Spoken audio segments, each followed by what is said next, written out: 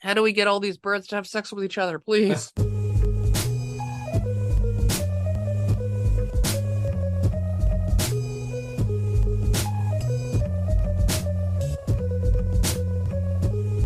Hello, fellow netizens, and welcome to Scandalous Games, a show where we take a closer look at video game-related controversies. I'm Kevin Impellizeri, and I do the research and share a story of a video game-related controversy to my friends. I'm Kate, and I've written software for over 10 years, but not the kind where you kill people with plastic bags.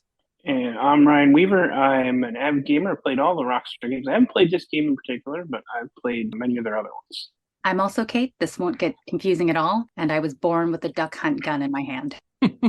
Thanks you all for joining us today. Video game newbie Phil Thomas, Nintendo aficionado Andy Hunter, and gaming dad Alfred Stevens would like to join us, but we had kind of a Manhunt related situation. In hindsight, I can see that it was a problem to try to have our first live show in Carcer City, so sending good thoughts as they navigate that. Thoughts and prayers. Yes. Thoughts and prayers. I'm recording this from the makeshift bunker that I've created in my basement, cradling the ceramic slow cooker insert in my arms as a weapon. I don't know if it'll do much, but it's what I had to hand. So I tried to go and join with them, but I couldn't kill a single fool with this multi-use bag.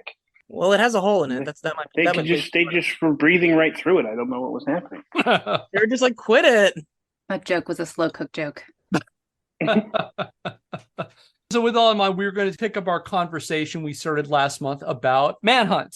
We talked a bit about last time the development and some of the initial receptions of Manhunt, both within the game industry and from moral crusaders and critics of the video game industry. And today we're going to kind of pivot into a question that I think was arisen by just bringing up Manhunt, was something that was hinted at by its critics, which is whether or not Manhunt could actually cause a real world crime. So we're going to dive into that a little bit today, but let's do a quick recap first. Last month, we learned about Manhunt, Rockstar North's 2003 survival horror themed follow-up to Grand Theft Auto Vice City. In it, you play as James Earl Cash, an escaped death row inmate who finds himself in the Rust Belt town of Carcer City, beset on all sides by murderous gangs looking to end his stay of execution. All the while, a mysterious figure known as the Director guides Cash through this dilapidated urban hellscape where the only rule is kill or be killed. Cash must use sound in the shadows to his advantage, sneaking up on unsuspecting hunters and doing them in with a variety of weapons, from glass shards to knives to baseball bats, while the Director gathers every murderous money shot from a network of surveillance cameras capturing every angle of the action. So, Kate, Ryan, we'll go with you, Ryan, first. I know you're our resident Rockstar expert. What, if any, of experience do you have with Manhunt? I haven't played it. I've been watching some Let's Plays just to get a feel for what it looks like. And I mean, it looks essentially a lot like a GTA game, just with some more elaborate, in-depth kill animations that they're going with here for their aesthetic they're trying to pull off. But like most of the look of it and the feel of it looks kind of like you're playing GTA or something, except for those little cut scenes with the camera. That's the only thing that's different. What about you, Kate? Do you have any experience with Manhunt? I'm a Manhunt noob, but it's funny you said GTA. That was kind of the vibe that I got, was sort of this idea of like, you're in control. Are you horrified by what you're doing? Are you, like, what's the vibe here? But it's definitely my genre. PS2 for life. Have you played any other of the Rockstar games from that time? Probably, but not to my knowledge.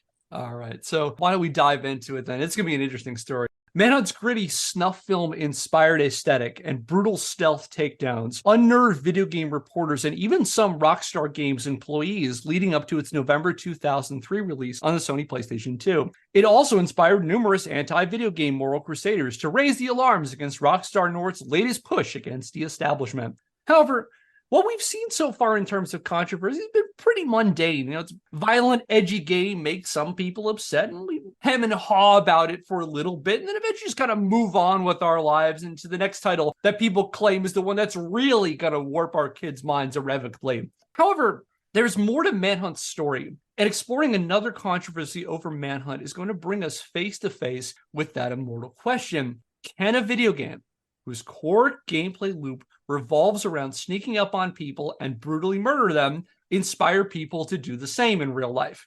And the answer to this question reveals a lot about the relationship of video games to mainstream culture, the vagaries of the news media, and possibly the machinations of some familiar names in the violent video game conversation. So today, we'll take a deep dive into this other Manhunt-related controversy.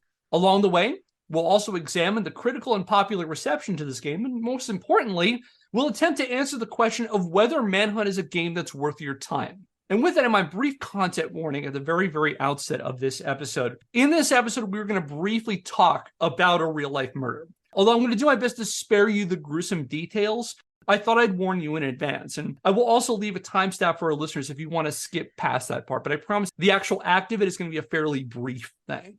With that out of the way, allow me to introduce you to a pair of British kids named Stefan Pecura and Warren LeBlanc. On February the 25th, 2004, Warren LeBlanc, a 17-year-old boy from Leicester, told Stefan Pecura, a 14-year-old former classmate, to meet him at a section of Leicester's Stoke Woods Park called The Dumps, where Warren told Stefan the pair would be meeting up with some girls. When Pecura arrived, LeBlanc attacked him with a kitchen knife and a claw hammer, brutally killing him. Police discovered Stefan's body around 12:25 a.m. and apprehended Warren the next day, charging him with murder on February the 27th. On July the 28th, 2004, LeBlanc pleaded guilty, admitting that he intended to rob Stefan to help pay back a 75-pound debt he owed to a local gang called the Crusaders. As of this recording, LeBlanc is still incarcerated, serving out a life sentence for what officials ruled was a robbery gone wrong. Hey there, fellow netizens. This is Kevin in the editor's chair with a brief addendum/correction to this part. So, Warren LeBlanc was sentenced to life in prison. However, he was released on a lifetime license in 2020. That is at least per a report from the Leicester Mercury from March the 5th, 2020. Stefan Pecura's parents appealed to the parole board to keep Warren still in prison, but the parole board overruled their appeal. And so as far as I know, Warren is no longer in prison and was released in 2020 on a lifetime license. Another thing to add to this, too, is just an apology to my UK-based listeners for my poor pronunciation of your town of Leicester, not Leicester. You're going to hear me say Leicester a whole bunch of times in this and the next episode, but mea culpa, Leicester. And with that, back to the show. That's the end of the talk of the murder itself. I'm very curious about how this becomes about Manhunt or video games at all, because I'm assuming it's going to. Yeah, Was me there too. Because a copy of Manhunt sitting in his PS2 when they went to go look for other claw hammer, and like, was there a bread knife? Because I know, in my shoplifting teen youth, I always brought a butcher knife with me. Or is this going to be one of those stupid things where it's like he had a copy of this video game, therefore that must have made him do it? Right. it just doesn't seem how they. I want to see how they're going to connect it. If it's, he said he was there to rob him. It's not. I mean, Manhunt's not a game about robbing people. It's You would think it's this would not be like- a Grand Theft Auto. if Rather, he's yeah. if he's inspired by Manhunt, it would seem like he would have been like, I'm going to tell him to meet here, and I'm going to lock him in and hunt him down and kill him. Like, he's not doing that. He seems to be robbing him, unless it turns out that that's the excuse. But we'll see how it turns out. So yeah, one would think, given the facts in this case, it's all pretty open and shut. However, the same day LeBlanc pleaded guilty, Stefan's parents, Patrick and Giselle Pecura, put out a statement with, in my opinion, a perplexing counter theory. What if, hear me out on this, Manhunt did it. Dun, dun, dun! Go on. Well, then that other guy should get out of prison then, if the video game did it. You would think so. Ooh, compelling. According to Stefan's parents, Warren was compelled to assault and kill their son, not because he owed money to a brutal street gang. Instead, he was conditioned to kill by playing way too much Manhunt. And the game acted as, in Patrick Pecura's words, a, quote, instruction manual, end quote, to Stefan's death. According to Patrick, quote, you increase your score depending on how violent the killing is. That explains why Stefan's murder was as horrific as it was, end quote. Stefan's mother, Giselle, added that she had heard, quote, that Warren was obsessed with this game, end quote, and declared, quote, it should not be available and should not be available to young people, end quote. Thoughts so far on the turn that this story has very quickly taken? Okay. One, it's not available to young people, first of all. And two, you don't want to blame the parents at all. So just blame this other thing. Yeah, he's already in a gang. He's already in a gang. Well, it's also, I can't help but remember the thing we talked about in the last episode is, Ryan and Kate, for your context, there was a public library that ended up banning an Alan Moore graphic novel because this 14-year-old girl checked it out of the library, read it, her mom saw it, didn't like it. I'm not going to argue whether or not it was appropriate for a 14-year-old. Probably it wasn't. But the whole thing is they did not check it out to the girl. They checked it out to her mother. The book was in the section where it should have been in the library for grown-ups. She brought it to her mother. Her mother, in her words, flipped through it a little, said, okay, I guess this is fine. Checked it out to her, like for her on her own card. And it was only when her daughter apparently came to her and asked her what a certain word meant that her mom was like, wait, where did you learn that? Let me look at this. Oh, it's really inappropriate. The library should not have let a kid get this book. And then ultimately, like, the library takes heat. They ended up banning the book. And nobody was really acknowledging, like, they're not advertising this to kids. This wasn't for kids. It's not like it was a graphic novel mistakenly shelved next to Scott Pilgrim or whatever. Like, this wasn't supposed to be for kids. And the parent who's upset about it was the one who checked it out for her. So maybe that's the problem. Well, everyone knows you should blame your public library. Oh, yes. You check out for your kid a nice art book on painting with different colors of gray paint and find out it's not what you thought it was. Podcast book jockeys.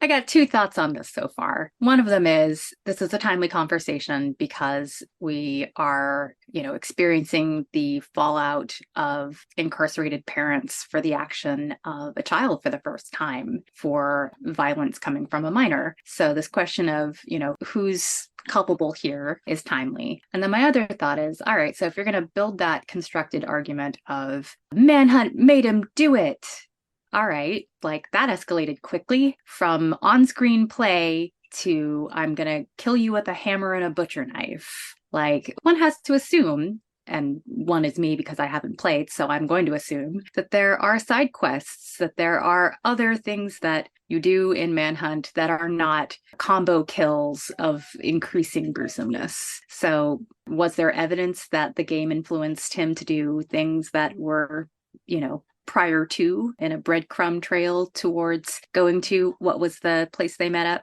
The dumps, they call it. The dumps, right. Hey, some girls are going to meet us at the dumps, and then I'm going to double murder you.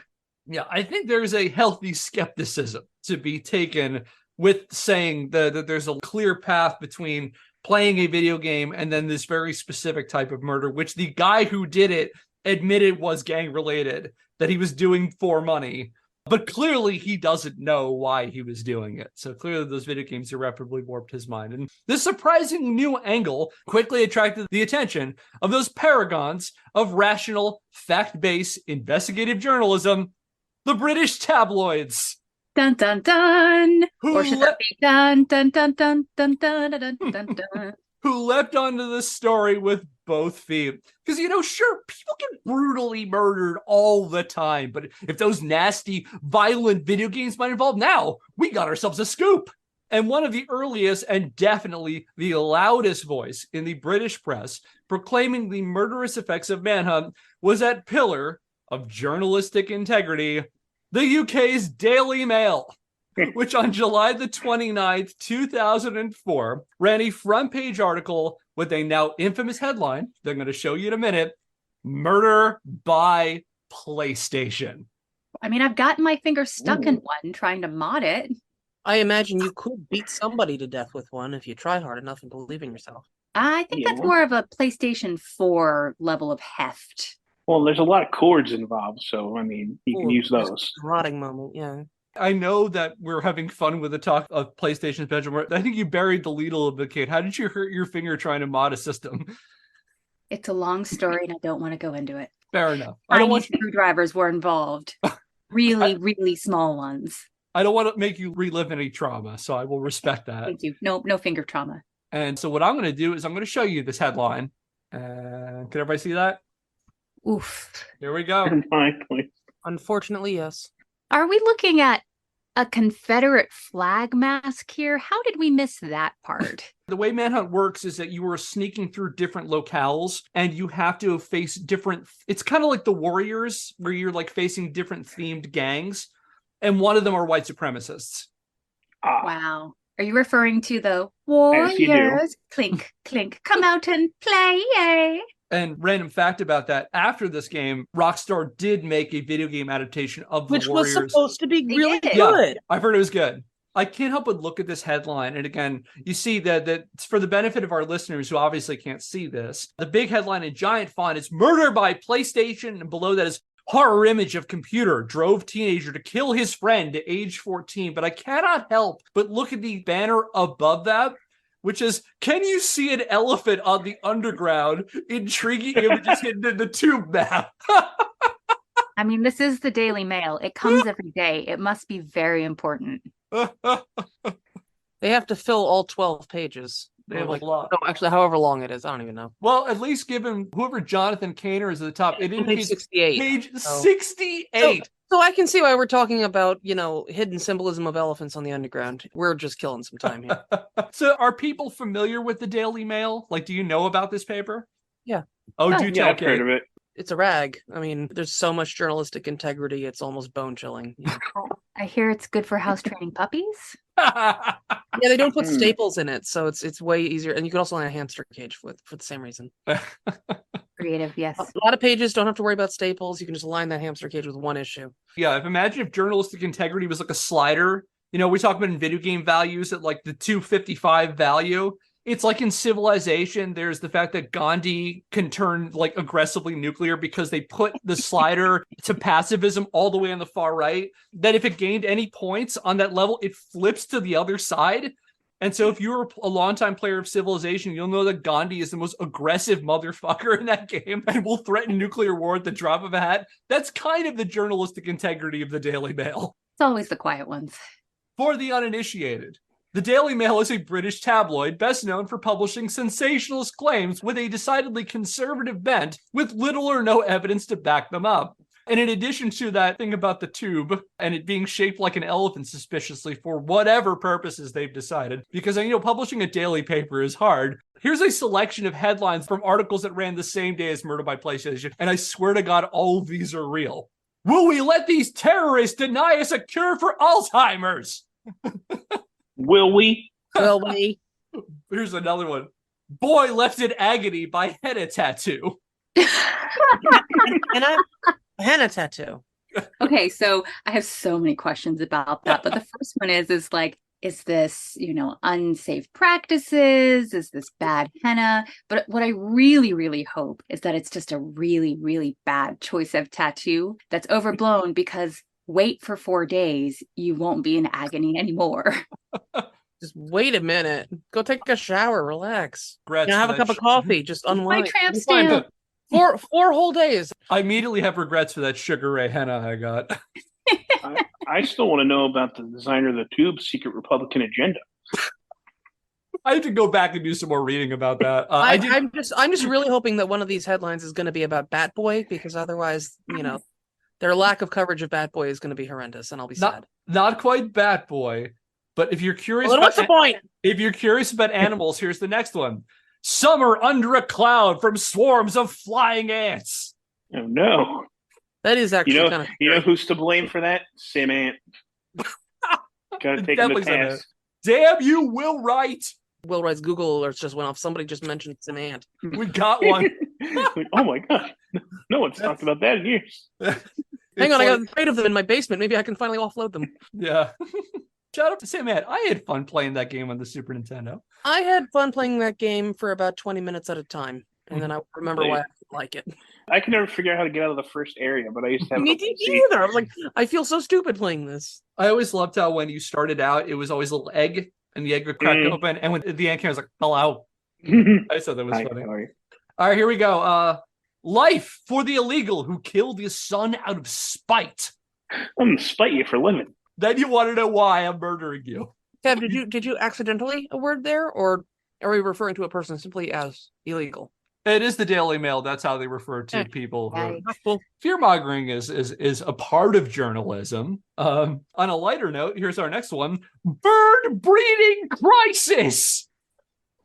Oh, crisis. No. Wait, breeding crisis? No. Mm-mm. how do we get all these birds to have sex with each other, please? Well, Wait, I think we know who to blame. It's Angry Birds. That's who's to blame for that one. That seems right. But also, isn't birds like slang for British chicks? Oh, it is. I wondered if that's what they were going with. I Bird need to breeding crisis. Too much PlayStation murder. hold on to sexism because we're going to get to that. Believe you Oh. me. No. Holding on. Okay, next one. This one's a long one. Battle of the Bells. Villager, infuriated by peals from the parish church, took a rock and threatened to smash Rigger's face in. Okay, how many more of these? How many more? There's one more. Okay. Damn rock, paper, scissors.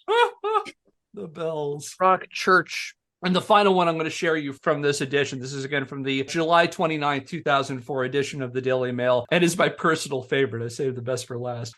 The Stepford wife swap. We challenge 3 modern career women to renounce their beliefs in equality and attend to their husband's every need. With Yes Girls, unexpected results. Oh, I mean, is anybody blaming The Sims for that? yeah. Yeah. 'Cause you That's can do definitely some where that's messed from. up- Yeah, that is the selection. And I thought if people were curious if the Daily Mail is still like this, I think you know the answer to that question. And so just out of curiosity, I opened up the homepage of the Daily Mail to where it is now. And Are they still looking for the elephant? Are they still looking for the elephant? God, I hope so. It's an ongoing series. I'm just going to show you this homepage. This is today. This is today's Daily Mail. Look at this shit. Oof. This is a nightmare in web design, first off. What is that a get? No. Yeah. What's happening? Oh, you didn't say this was going to happen. No.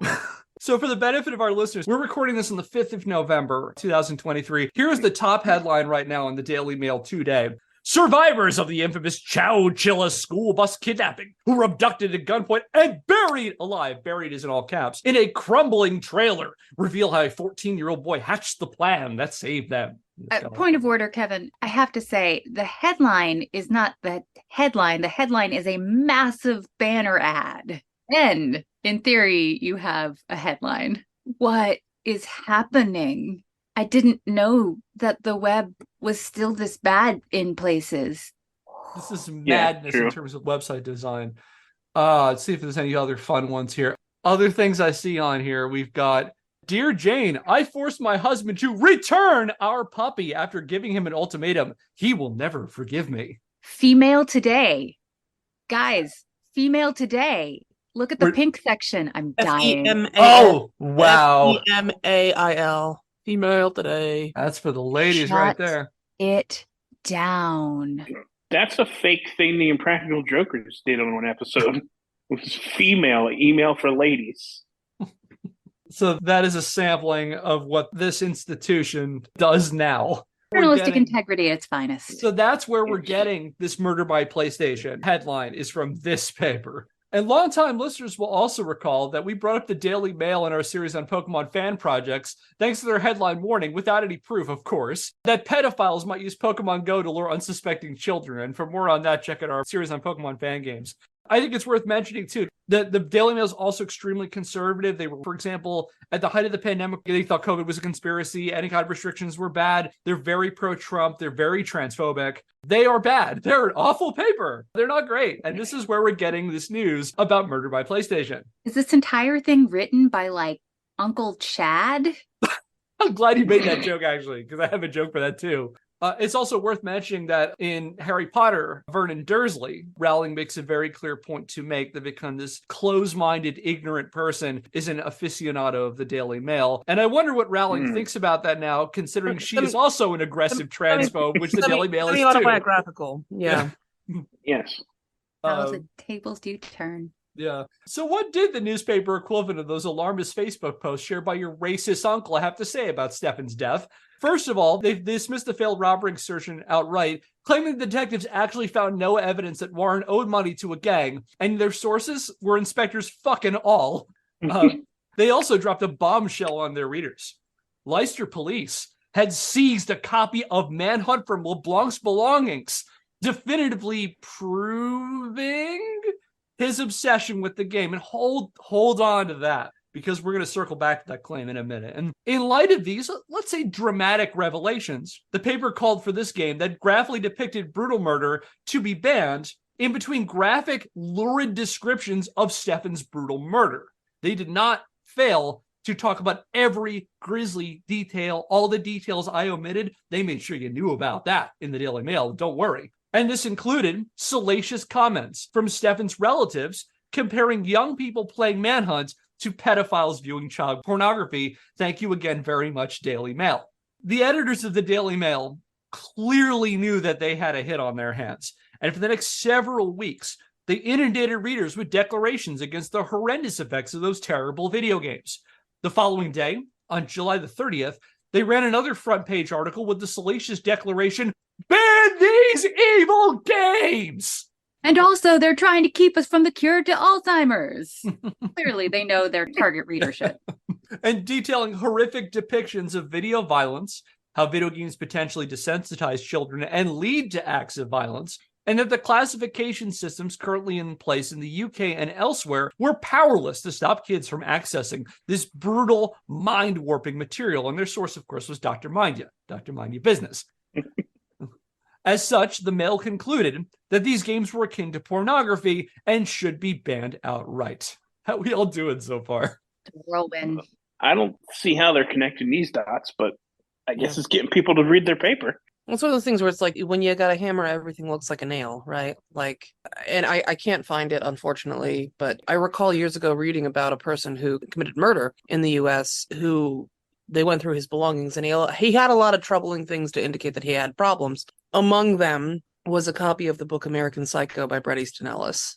I have a copy of that book right upstairs. I'm okay. That is to say, it feels like a bit of a reach, you know? But my follow-up question, Kate, do you have any hammers in your house? A few. Needless to say, I sleep with one eye open every night. That's You for the should best. take away all my hammers. It's fine as long as you're a responsible hammer owner and keep it locked up in your hammer safe. Yeah, and take, never store the handle and the head in the same spot. Right. You're all worried about these hammers, but not about this slow cooker insert I'm wielding now, should one of the murderers come to me. Yeah. True. That would work. Also doubles as a great shower cap in a pinch. It didn't take long for other British papers to jump on the murder simulator bandwagon. For example, the same day as Murder by PlayStation, The Sun ran their own article with the less good title, PlayStation Killer. Like, whoever's working the headlines at The Sun really needs to listen to the Daily. That's a dog shit headline. Yeah, that's much less attention grabbing. Are we even trying at that point? Even the venerable Times of London got in on the action, publishing an article in the July the 30th, 2004 edition with the headline, quote, "Can children's computer games really kill?" End quote. And opening quote, "Public outrage yesterday forced a bloodthirsty video game off the shelves after it was blamed for the murder of a 14-year-old boy by an older friend." End quote. Now, this is an interesting point. So here you have the trickle back to more established media, and they're calling them children's video games as a genre, as a concept, as if to say that only children play video games. And in fact, this game was not intended for children. Yeah, and that's something we covered in a bunch of detail in our last episode, too, is that this is still a really formative period for video games where you have these moral crusaders who are seeing things that are media that are traditionally associated with childhood. Video games, comic books, animation, and are assuming that every bit of those media has to be for children. And at this point, like, those media are growing out. I mean, video games was starting to do that. Manhunt was kind of an example of a game pushing boundaries. On top of that, it was rated for adults in Britain. It was rated 18 plus. It was rated M in the United States, so ages 17 and up. And generally, everyone in the conversation, from game developers to the press followings, everyone agreed this game was not for children. But you have some people in the moral conservative crowd who are saying that video games are children's entertainment, therefore none of its content should be anything but childhood stuff. And I think that you're seeing here, like, the Times is definitely playing into that whole thing. Like, these are children's games, these are children's toys, which they weren't. No one was agreeing they were. But and it's just because, like, video games are just across the board. Like, the opinion is video games just are for children. The same way, like the Alan Moore thing, it's like, well, that's a comic book. Graphic novel, that's a comic book. That is for children. The way that, Kev, I think, did we talk about Sausage Party in the last episode? I think we did. We did. Yeah, where the whole business where people who worked in movie theaters were driven, out of their minds by people who would bring their kids to Sausage Party, then come out and complain about it. And it's like, well, it's rated R. It's like, yeah, but it's animation. It's like, no, it's not just for kids by nature of the fact that it's animated. Nor are video games just for kids by nature of the fact that they are video games. I mean, that to me seems like the fundamental misunderstanding, problem, dust up, scandal of a lot of the stuff that we cover, honestly, right? People get upset, won't someone think of the children? And the fact of the matter is, the things you're focusing on are in fact not intended for children. So we are thinking of the children by not targeting them for this. We're not putting ads for this in between episodes of SpongeBob. We have a rating system out there to indicate whether this is okay for kids or not, and it's not. And if you buy this for your kids, that's on you. Yeah. Right. I mean, this is a medium and genre conversation, and it's ringing bells back to a college conversation that I had with a British roommate. And everybody asked her, oh, have you read Harry Potter? You must love it. You're so lucky. And her response was, those books are for children. Of course I haven't read it. Yeah. Yeah, they're like young adult, but they're not like children, but They're meant for children and young adults, but everybody in you can all get something out of it. was reading them. Right. And Right. Nobody would think poorly of an adult who's reading a book that was designed for children or watching a children's. I mean, if I told you I was sitting down and watching a movie from my childhood this afternoon, you wouldn't judge me. No. But if I put on Pulp Fiction for my 9-year-old nephew, you'd be like, what is your problem? Yeah. And that you would be right to do that. So it's safe to say that British had, as the British would say, had a bit of a wobbly over this game. And faced with the... What's a wobbly? So they weren't having a laugh? It was a proper freak out over there. Kevin, what is a wobbly? A wobbly is a term for a freak out over something. You're getting really upset over something. Why Having wobbly in it. I learned that from my former boss, who was a Londoner. Why do you say wobbly as opposed to anything else? I'm just curious. Like, what's the origin? I just thought it was a funny thing to say. I mean, no, I didn't ask why you said it. I mean, I asked about the origin of the phrase. Oh, I have no idea. I'm I'm a historian, not a linguist. Okay. Because they're British, they talk funny. Somebody get the OED. Faced with the horrifying revelation of the murderous influence of Rockstar's latest title, several British and Irish retailers, including Game and Dixon's, pulled Manhunt from shelves. However, other retailers asserted they would continue to sell it, citing the game's 18 rating from the British Board of Film Classification as evidence that it wasn't for children, something we've basically been arguing up and down here. As a representative for Virgin Megastore explained to a reporter for the Glasgow Herald, quote, legally, we are entitled to sell these games. And until the law changes, we will continue to do so in the hope that the consumer will caution common sense, end quote. In fact, it's worth mentioning that the wild claims of the Daily Mail and their counterparts in the yellow press business didn't go unchallenged. For one thing, Rockstar put in an official statement on July the 29th, expressing sympathy for the Bakira family's loss, while also dismissing assertions that Manhunt played a role in Stefan's death and reminding people that Manhunt was, say it with me, not a game for children. That's it right on the box. Also, this R-rated movie I bought for my kid is just so age inappropriate also. Right. But while we're getting there, I think the argument that we're seeing coming barreling down our way is that it's one thing to watch media that has, extremely graphic and violent content. And then the argument is always going to go, yeah, but what about when you're the one pressing X? When you are, from the POV of the murderer and you are, deeply engrossed and engaged in the act of murdering for, I think, as we saw, points, the argument that's always going to come down the pike is it's not just that you saw it happen, it's that you put yourself in a murderer's shoes. And that's an old argument. Going back to the panic over video games in the early 1990s in the US that led to the creation of the Entertainment Software Ratings Board, they were making the exact same argument, that the idea is that, video games, because the thing that moral crusaders would run up against constantly is free speech. How do we restrict video games without violating free speech? And the argument that they kept going back to was that video games are different because they are interactive, that you, instead of watching a movie where you're seeing a murder, you're participating in it. I will tell you that I'm not a legal expert, but the courts disagree with the distinction. Because all media is interactive, in some way we're always interacting and engaging with the media we're consuming, regardless if you're holding a controller or not, from a legal standpoint is immaterial. But that is a constant conversation. Even when you see even complaints about violent video games, even today, it's always, oh, these are interactive. You're physically doing something. I think, yeah, you are interacting, but it's different than actually doing the thing. You're just hitting a button. You're not actually punching a guy in the face repeatedly. Yeah. And I think that was illustrated, the best I saw was in, I don't know if anybody's seen this, but Penn and Teller used to have a show called Bullshit. Yeah. and they had a whole episode on video game violence. And they had a little kid who was playing these games, shoot things up, and they brought him to a gun range and let him shoot a real gun. And he did not like it at all. And he was sitting there crying. He never wanted to do it again. But he still liked his games. So there's a clear separation between hitting a button and actually doing anything. Yeah. And that's just firing a gun. That's not like, taking a plastic bag and smothering someone to death. Yeah, he was just firing at a target. He wasn't actually shooting people like he does in his games, but just the act of doing that he didn't like it. He didn't want to do it. And that's really interesting because I think that's part of it, just in general, right? Like if you hit a button on your controller to shoot people over and over again, and then if somebody played video games and goes out there in the world and uses a gun to kill someone, it's like there's this idea that you're transferring the numbness of I hit a button and the pixels happen on screen to real life, where it's like I pulled the trigger and I killed someone, but it just feels like the same as playing a video game. And we consistently see that that's not the case. If someone is desensitized to horrible acts of violence in real life, there are other things at play beyond just I played a video game. Yeah. And it's constantly a chicken and egg question, particularly when someone commits a violent crime and they try to link it to a violent media or whatever. It's like, did they commit a violent crime because they were exposed to violent media? Or are they a violent person who's dealing with things and they are drawn to violent media? There's a third argument that I've heard more recently that I think could maybe come to bear here. I was listening to an interesting interview with an Afro horror director who was talking about the power that comes from watching horror.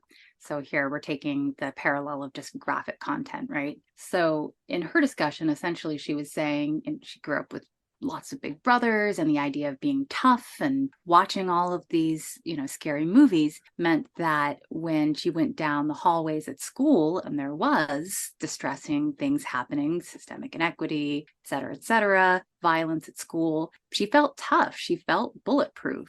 So like a third theory on that is not just chicken and egg, right? So are you violent because you play video games? Do you play video games because you're violent? But another theory that I've heard moving around a lot of these topics is essentially that gaming like this can be empowering, right? So these are kids who live in the dumps. These are kids who live in Leicester who are, susceptible to gang violence. And this is a game where you can go after white supremacists. You can, basically be above the law, outside the law, and other prepositions as well, and that there's an argument to be made that when you've got that kind of power in, a game or any other kind of situation, that when you see violence in your own life, when you see it in your community, when you see it anywhere else, that it helps to both be sort of like a grounding force for all of that energy that you don't have an outlet for, in terms of like, seeing it around you and you have no power. And then is also like a way to essentially feel like maybe you have a little bit more control in your life. So yeah, basically just to say like that if you live in the constant threat of violence, or you might be encountering violence either in your personal life or in general, that having an alter ego that can work through all these big, scary, frightening situations can make you feel bulletproof against them. Yeah, I think that's an awesome point. And again, there's that idea of video games as empowerment, because video games, they are structured, they are ordered, and they make sense in a way that real life is chaotic. But in video games, so long as you follow the mechanics and rules of the game, you can succeed in a way that you can't do that in real life. And so games do provide that structure and empowerment in a place where those kinds of things can be, rewarded or valued. So I think that's a really, really awesome point. There's a lot more here than I play video game, I murder people. And it's a 1-to-1. But tell that to the Daily Mail. And there are some people who tried to tell that to the Daily Mail. For example, I said about Rockstar put out a statement. It's like, there's no connection to this. The Entertainment and Leisure Software Publishers Association, which is a UK-based trade organization, put out a statement calling the assertions that Manhunt led to Stefan's death, quote, knee-jerk reactions, end quote. Adding, quote, there are always scapegoats. Inevitably, the family will be searching for explanations, and they have come to the conclusion, wrongly in our view, that a game was responsible, end quote. Other news outlets also challenged the Mail's warnings of the murderous influence of video games. And to their credit, The Times, in that article I mentioned a minute ago, did caution readers that the only evidence anyone had that Manhunt was involved in the killing was from Stefan's parents. That this is the only source we have on this.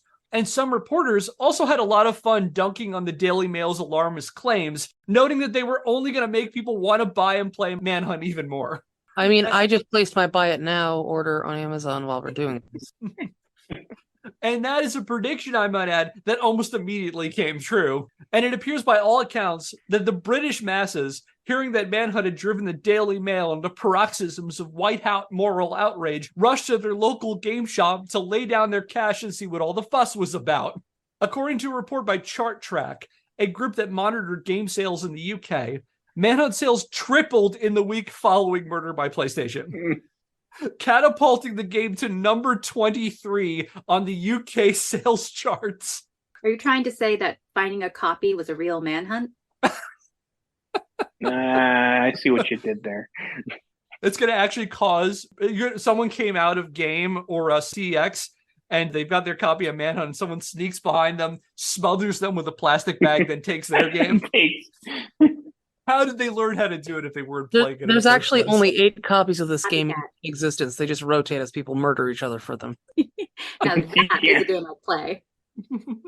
In fact, numerous retail representatives told British reporters that thanks to the media brouhaha, the game the Daily Mail declared in a July the 30th, 2004 article was, quote, perhaps the most violent, amoral game ever made and entirely unapologetic, end quote, was suddenly selling like gangbusters. Gosh, I wonder who could have predicted that. As one game store employee explained to a reporter for the Edinburgh Evening News, quote, on average, we've been selling 1 or 2 copies a week before the controversy. But since then, I've had about 70 people ask for it, 35 on the first day, end quote.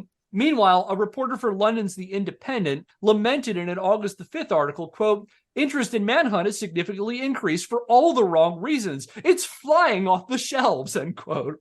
And I'm suddenly reminded of an observation that Ben Yahtzee Croshaw of Zero Punctuation made in a June the 24th, 2015 video, quote, try banny game, make people wanty game more. It's also, well, I just think about, like, I spend more time than I care to admit on TikTok. One avenue of TikTok I'm on is horror movies. And, you know, there are people like, they'll throw up a movie title and say, I couldn't finish this movie. It was too intense. Or, you know, people were so scared they couldn't finish watching this movie. It almost feels like a warning, right? This is too scary. This is too intense. This is too much A, B, or C. But it's the intention is to make you want to watch the movie. I've certainly done that myself a few times. Like, checked out a movie that I hadn't even heard of, or more to the example here, I had perhaps heard of the movie and thought, it looks mid. But then people are saying, oh my God, it's so scary. I can't even finish it. Then it's like, okay, looks like that's what I'm doing this afternoon, because like that draws you to it. And like to the thing we talked about with Escape from Tomorrow several episodes back, it's like the hope there was that this would be the movie that Disney doesn't want you to see. And when that didn't happen, it just fizzled out. I somehow doubt that we would be talking about Manhunt if any of this hadn't happened. Yeah, probably not. It wouldn't have been that memorable. It's just many other yeah things more interesting. But I think to your point, there was a movie that actually used that in their ads. I think it was those Paranormal Activity movies. Their ads were like Still shots scary. of audiences. Yeah, and those movies are not even scary at all. I remember but, those. Those. Yeah. I mean, the only way those movies are scary is if it was real footage of your house and these things are happening when you're not looking. Like, that's the only thing that would freak me out. that would be something. Like, just watching it, I'm like, it's a movie. That thing moved. I'm not scared. That's not scary. Maybe if you took a lot of shrooms and then watched it, then you'd be probably Maybe. Oh my God. But yeah, that was their whole marketing was, oh, look, everyone's freaking out. Look how scary this is. They're all having a wobble. Yeah. I'm reminded of The those pile of bodies in front of the theater. They all wobbled out. They're having a wibbly wobble. Wibbly wobble. I'm reminded of those stories hearing about like 1950s and 1960s movie theaters in an effort to compete with television. A lot of horror movies would have like little stunts, like we're having trained nurses on site to treat fainting for this movie, or like, you know, we have someone measuring your blood pressure. And like, was it the movie? Have you ever seen the movie Matinee? Matinee covers a lot of that kind of stuff. We're going to do all these weird stunts because then, yeah, people are going to want to see this movie that like you are really tough if you're able to make it through this whole movie without, you know, without running out of the theaters or whatever. And like, you can see an angle where it's like, it's very easy to capitalize off those kinds of things. and drum up. I don't think Rockstar was seeking this out. This is just what the Daily Mail was doing because they're a tabloid rag newspaper and they need something to get people riled up about, so they'll buy papers. But it does definitely have that kind of effect. Yeah, Kate, you want to jump in? All right, this is probably unrelated. You were mentioning like weird gimmicks from mostly William Castlehar. He was the one who's most well known for doing those weird things in theaters. I was like, oh no, he did something for that movie, The Tingler. And it's like, okay, but I just looked it up. It's very brief. May I read that out? What exactly he did for that film? Go for it. Okay, so just real quick, the movie itself, this is from Wikipedia, by the way. Film tells a story of a scientist who discovers a parasite in human beings called a tingler, which feeds on fear. Creature earned its name because it makes the spine of its host tingle when the host is frightened, and other things happen, etc., etc. So William Castle is known for his movie gimmicks, and the Tingler featured one of his best, Percepto. Percepto was a gimmick where Castle attached electric buzzers to the undersides of some seats in the theater where the Tingler was screened to provide a tingling sensation during certain scenes. The buzzers were small surplus airplane wing de-icing motors left from World War II. The cost of this equipment added $250,000 to the film's budget. It was used predominantly in theaters, and the prologue claimed some people might not be susceptible to the tingling, to take account that not all seats were wired. Everyone's gonna feel it, but if you don't feel it, it's because you're immune, not because these. Yeah, you're special. Yeah, you're special. I mean, talk about a pornographic angle. Wow. So yeah, it's also worth mentioning that there was another group of people who disagreed with the Daily Mail's assessment of Manhunt's role in the brutal death of Stefan Pekira, namely everyone involved in the murder case who wasn't Stefan's parents, and the fervor in the British press eventually compelled them to set the record straight. On August the 4th, the Leicester police put out a statement denying any link between Manhunt and the murder, with police spokesperson Narinder Puni explaining, quote, "We haven't connected the game with the murder. The motive was robbery," end quote. Puni also there's more to this. Puni also asserted the Leicester police had been pretty clear that they didn't believe video games had anything to do with the murder, but, quote, "some sections of the media chose to ignore it," end quote. Like, hey, the guy we pay to tell us why this happened is saying that that's not anything to do with it, but we're going to say it anyway.